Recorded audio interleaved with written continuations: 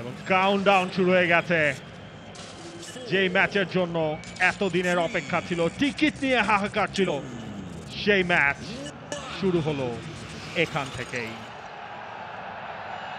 এবং সেই ম্যাচটা শুরুই করবেন ইয়াং নাম্বার 7। কিক অফের অপেক্ষায় তিনি রেফারির বাঁশির পরে লাল জার্সিতে সিঙ্গাপুর, সাদা জার্সিতে বাংলাদেশ। তবে ম্যাচের শুরুতেই একটা গুঁতো বোধহয় খেয়েছেন সিঙ্গাপুরের ফুটবলার, যেটা নিয়ে তিনি এখনো পড়ে আছেন। রেফারির অবশ্য সেদিকে খুব একটা নজর নেই।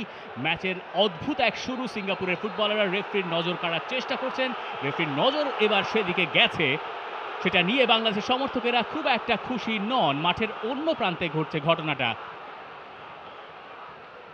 নাম্বার 16 হামি সাইহান,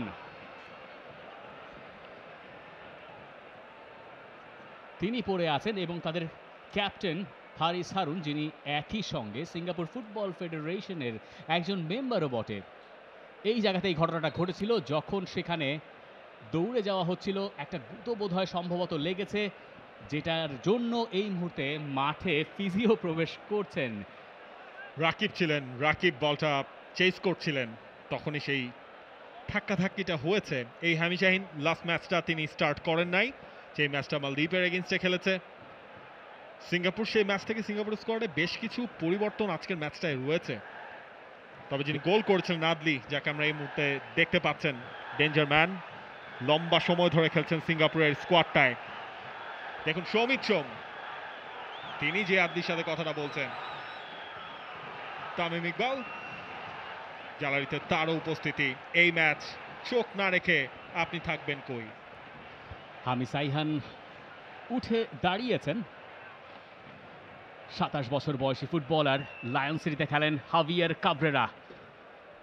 ডাগ আউটে বাংলাদেশের দুশ্চিন্তায় তিনি হয়তো থাকবেন, তবে আত্মবিশ্বাসী তিনি এই ম্যাচে জয়ের ব্যাপারে। রেফারি রাকিবকে কাছে ডাকলেন, কিছু একটা বললেন এবং সমাধানের পরে এবার বোধহয় খেলাটা আসলেই শুরু হতে পারে। কিক অফ থেকে সেই খেলা আসলে প্রপারলি শুরুও হয়নি। ড্রপ বল দিয়ে শুরু হবে ম্যাচ, সেটা বাংলাদেশের হাফ থেকেই। তারিক এবং তপু বর্মন আজকের ম্যাচে সেন্টার ব্যাকের দায়িত্বে দুজন। হৃদয়, তিনি ফেলেছেন আজকে স্টার্টিং 11টায়। এবং দেখুন হামজার পায়ে বল, গ্যালারিতে আওয়াজ।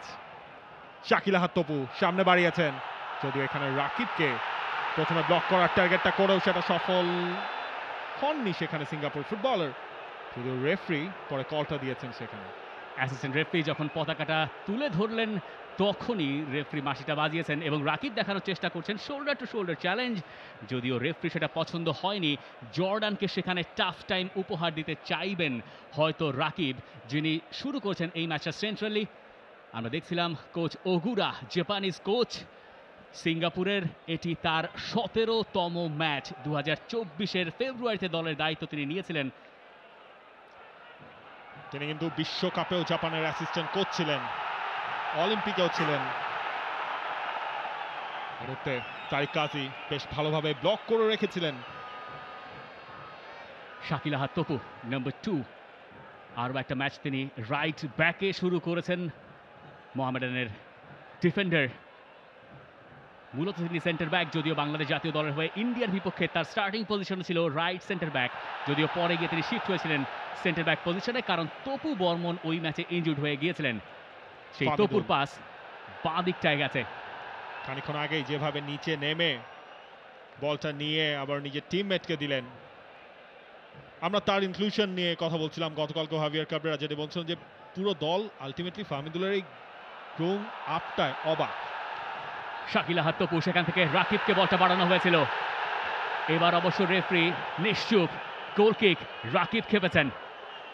রাকিব বলছেন প্রায় একই রকম ঘটনা ক্ষণিক আগে ঘটেছে, তখন উল্টো ডিসিশন গেছে তার বিপক্ষে। ন্যাশনাল টিমের হয়ে 4টা গোল রয়েছে রাকিবের। এইবারের লাস্ট যে সিজনটা গেল, সেটা তো লোকাল ফুটবলারদের মধ্যে টপ স্কোরার তিনি ছিলেন, 11টা গোল। এবং এই রাকিবের উপরে আজকের ম্যাচে নাম্বার 9-এর দায়িত্বটা, যদিও একটু রাইট সাইড থেকে তিনি স্টার্ট করেছেন, তার পছন্দের জায়গাটাতেই তাকে আলটিমেটলি আমরা দেখছি। ইকসান ফান্দি প্রেসারে রেখেছিলেন তারেক কাজীকে, যদিও সেখান থেকে খুব ভালো মতোই বাংলাদেশ আবারও আক্রমণে ওঠার চেষ্টায়। শাকিল আহাদ তপু, লক্ষ্য ছিল সেখানে রাকিব, থ্রু পাস যাওয়ার সুযোগ নেই এবং তারপর হামজা চৌধুরীর কাছ থেকে বল ছিনিয়ে নিয়ে গিয়ে শেষ পর্যন্ত অবশ্য হামি সাইহান খুব একটা লাভ করতে পারেননি, তবে তাতে হামজা চৌধুরী খানিকটা ভড়কে গিয়েছিলেন।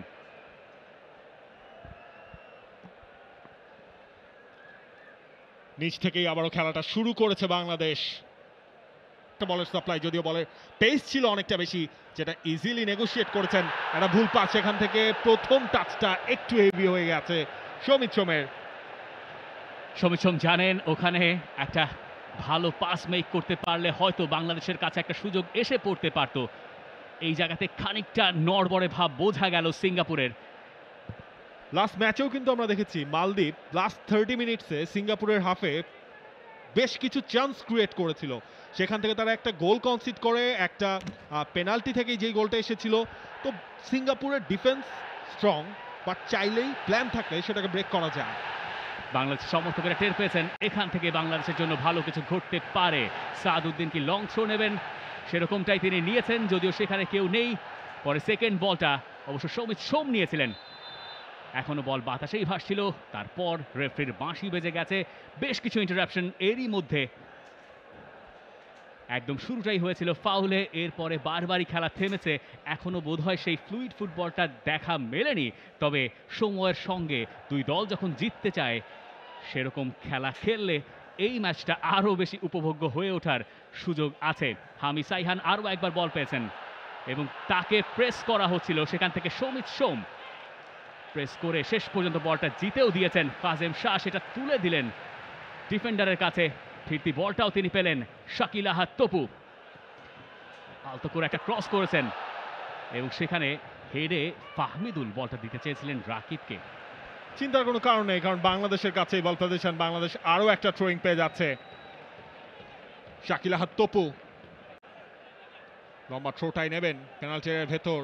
ফাহমিদুল রয়েছেন, হামজা চৌধুরীর আনাগোনাও শুরু হয়ে গেছে, যেই হামজার গোলেই ভুটানের এগেইনস্টে শুরুটা করেছিল বাংলাদেশ। মাঝখানে এমন একটা জায়গা কেউ ছিলেন না, এই ইজওয়ান মাহমুদ। একজন গোলকিপারও যে ডেঞ্জার ম্যান হতে পারেন তার প্রমাণ তিনি অনেকবার রেখেছেন। এক্স্যাক্টলি, 32 বছর বয়সী গোলকিপার, খেলেন তিনি লায়ন সিটির হয়ে এবং এটি তার 64তম আন্তর্জাতিক ম্যাচ। দুঃখিত, তার বয়স আরো বেশি, 35। ইকসান ফান্দি মূল ডেঞ্জার ম্যান, তাকে আপনি বলতে পারেন। তপু বর্মন সেখানে ঠিকঠাক নেগোশিয়েট করেছেন। স্পেস পেলেই এই উইং প্লে থেকে ক্রসই জেনারেট করে ফেলতে পারতেন ইকসান ফান্দি, কারণ পেনাল্টি এরিয়ার ভেতরে কিন্তু একজন ঢুকে পড়েছেন এবং যেভাবে তপু তাকে কোনো সুযোগই দেননি, সেখানে একটা ফাউলের আবেদন করছিলেন ইকসান ফান্দি। ইকসান ফান্দি 20টা আন্তর্জাতিক গোল তার, যদিও গোটা মৌসুম কাটিয়েছেন ইনজুরিতে। সেখান থেকে ফিরে মালদ্বীপের বিপক্ষে তার জোড়া গোল আত্মবিশ্বাস তাকে বাড়িয়েছে। এই ম্যাচে তিনি ওই একই ঘটনা ঘটাতে চাইবেন, বাংলাদেশ অবশ্য সেটা করতে দিতে চাইবে না। এরকমই একটা পরিস্থিতি তৈরি হয়েছে বাংলাদেশের বক্সের ভেতরে, যেখানে 6 ইয়ার্ড বক্সের ভেতরে বড় ধরনের জটলা। জামাল ভুইয়া অবশ্য এই ম্যাচে তিনি সাইড বেঞ্চ থেকেই দেখছেন লং থ্রো নিয়ার পোস্টে এবং সেখান থেকে বাংলাদেশের বিপদ হতেই পারে। শেষ পর্যন্ত সেখানে বাংলাদেশের ভাগ্য ভালো যে ইয়াং শেষ টাচটা জায়গা মতো পৌঁছাতে পারেননি। বেঁচে গেছে বাংলাদেশ, পুরোপুরি ফাঁকা হয়ে গিয়েছিল পোস্ট। আরও একবার হ্যারি স্টুয়ার্টের সেই অ্যাটেম্পটা, ফার্স্ট হেডারটা হয়েছিল সেকেন্ড অ্যাটেম্পটে, সেখানে সি ইয়াং তিনি ট্রাইটা করেছিলেন এবং আরও ক্লিয়ারলি মিতুল বলের দিকেই ছিলেন। বেঁচে গেছে বাংলাদেশ, বাংলাদেশ বেঁচেই গেছে। বাংলাদেশ সেটাকে একটা অ্যালার্ম হিসেবে দেখতে পারে। বাংলাদেশ যদি নিজেদের খেলাটা তাদের উপরে চাপিয়ে না দিতে পারে, সিঙ্গাপুর এই ধরনের পরিস্থিতিতে বাংলাদেশের ওপরে চাপ তৈরি করে ফেলতে পারে। এবং আমরা বারবার বলছিলাম সেট পিস বা ডেড বল সিচুয়েশনগুলোতে সিঙ্গাপুর যে কোনো সময় থ্রেট ছুড়ে দেবে, তার একটা নমুনা কিন্তু আমরা প্রথম 10 মিনিটের মধ্যেই দেখে ফেলেছি। এই 10 মিনিটের মধ্যে সিঙ্গাপুর পেনাল্টি এরিয়ার ভেতর কোনো আক্রমণ করতে পারে নাই উইথ দ্য বল, তারপরও একটা ডেড বল থেকে সেখান থেকে কিভাবে ম্যাচটা চেঞ্জই হয়ে যেত সেটার প্রমাণ তারা রেখেছে। মাঠের অন্য পাশে ফাহমিদুল পড়েছিলেন, যে কারণে সমর্থকেরা একদমই অপছন্দ করেছেন পুরো ঘটনাটা, যদিও রেফারি তাতে কোনো রকম কোনো সায় দেননি। ম্যাচের বয়স এখনো পর্যন্ত 10 মিনিট মতো, এবং এই 10 মিনিটে আমরা ট্যাকটিক্যালি কি বুঝতে পেলাম সেটা এখন জানতে চাই জুলফিকার মাহমুদের কাছ থেকে। একটা জিনিস হচ্ছে যে রিফাত, যদি আমরা দেখি যে এই সিচুয়েশনটা যদি দেখি, সিঙ্গাপুরের ফরমেশনটা 4-3-1-2, দ্যাট মিন্স হ্যারিস স্টুয়ার্ট। সেই প্রসঙ্গে আমরা খানিকক্ষণ পরেই আসবো, কারণ রাকিব বল পেয়েছেন এবং বাংলাদেশ আক্রমণ ভাগে ভীতি ছড়াচ্ছে। বল কন্ট্রোলে নিয়ে এরপরে সাদউদ্দিন লেফট ব্যাক চলে এসছেন মাঝামাঝি জায়গায়, সৌমিত সোম, দারুণ শাকিল হাত্তপুর ক্রস, সেটা অবশ্য ইসওয়ান মাহবুবের জন্য। যেটা আমরা আলোচনা করছিলাম অ্যাকচুয়ালি, মানে আমরা ম্যাচ শুরুর আগে শোতে যেটা আলাপ করছিলাম অ্যাকচুয়ালি রায়ান স্টুয়ার্টের কথা। স্টুয়ার্ট কিন্তু সং ইয়াং এবং হচ্ছে এক্সান ফান্দি ওদের পিছনে খেলে, কখনো কখনো একটু লেফট ফ্ল্যাঙ্ক এরিয়াতে সে আসার চেষ্টা করে। তবে আমাদের জন্য যেটা, আমরা যখন প্রেস করছি actually high up of the পিচে, তখনই কিন্তু সিঙ্গাপুর অ্যাকচুয়ালি প্রপার ওয়েতে বিল্ড আপ করতে পারেনি এবং আমরা কিন্তু সেখানে বল উইনও করেছি কয়েকবার। সো এখন যেটা অ্যাকচুয়ালি ম্যাচের বয়স বাড়ার সঙ্গে সঙ্গে ডেফিনেটলি আপনাকে বল পজিশনটা যখন আপনার কাছে থাকবে এই সিচুয়েশনে actually the midfielder and the অ্যাটাকারদের মুভমেন্টটা ইম্পর্টেন্ট। শাকিল রাইট সাইড দিয়ে যাচ্ছিলেন, যদিও আগেই তিনি কাটা পড়েছেন রেফারির ফ্ল্যাগে। এবং এই ম্যাচটা কিন্তু আমরা দেখলাম শাকিল হাত্তপু শুরু থেকে বেশ কিছু সামনে থ্রু বল দিতে পারছেন তার জোনটা, এবং তখনই কিন্তু রাকিব তিনি তার ন্যাচারালাইজ পজিশন সেই রাইট উইং দিয়েই আক্রমণগুলো শুরু করার চেষ্টা করছেন। এই জায়গায় রাকিবের একটা বেশ ভালো সাপোর্ট সোফার শাকিল হাত্তপু।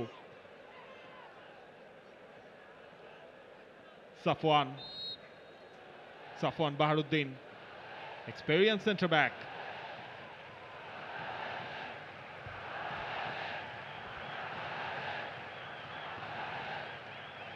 ফান্ডে আরো একবার তিনি ছিলেন টার্গেট। এই জায়গায় তারিক কাজী রয়েছেন, তারিক কাজীর ব্লক। এই ব্যাটেলটা হবে দেখার মতো, Exxon Fandi versus Tapu Barman অথবা তারিক কাজী। যদিও ফান্দি কখনো কখনো দুদিকেও সরে যান এবং তার এই খেলার সঙ্গে আপনি মিল খুঁজে পেতে পারেন বাংলাদেশে খেলে যাওয়া ডোরিয়েলটন গোমেজের সঙ্গে। কিছুটা মিল হয়তো আছে ব্রাজিলিয়ান স্ট্রাইকার। সেখান থেকে এই বল পেয়েছেন আবারও এক্সান ফান্দি এবং চমৎকার এক টার্নে বল ঘুরিয়ে ইয়াং দিয়েছেন রাইট সাইডে। সেখান থেকেই আক্রমণ গোছানোর চেষ্টা সিঙ্গাপুরের, যদিও পিছু হটতে হয়েছে তাদের। বাংলাদেশ এখন নিজেদের অর্ধে। সাফওয়ান বিল্ড আপের চেষ্টায় সিঙ্গাপুর, আর গ্যালারিতে ফিন পতন নীরবতা ভাঙল যখন তারা একটা ব্যাকপাস খেললো। খুব স্বাভাবিক, এবং সেই জায়গায়ও ব্যাকপাসটা তারা খেলতে বাধ্য হয়েছিল, কারণ কন্টিনিউয়াসলি বাংলাদেশের ফুটবলাররা অ্যাটাকিং থার্ডে সেই চেইজটা তারা করছিলেন। সেটাই তাদের স্বাভাবিক যে ফুটবল, সেই পাসিং ফুটবলটা খেলতে দেয়নি সিঙ্গাপুরকে। এবার অবশ্য লেফট সাইড থেকে সাদ, হৃদয়, তারিক কাজী,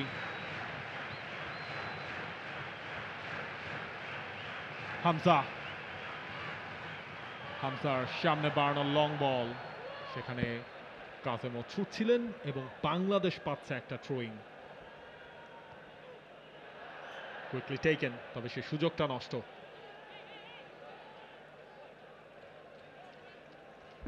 জর্ডান এমবাভিয়ে, ইয়াং ফুটবলার, আজকের ম্যাচে তিনি স্টার্ট করেছেন লেফট ব্যাকে। হ্যারি স্টুয়ার্ট খেলছেন রাইট ব্যাকটায়। দুই ভাই, হ্যারি স্টুয়ার্ট রাইট উইংয়ে এবং তার ঠিক নিচেই তার ভাই রায়ান স্টুয়ার্ট। সাফওয়ান,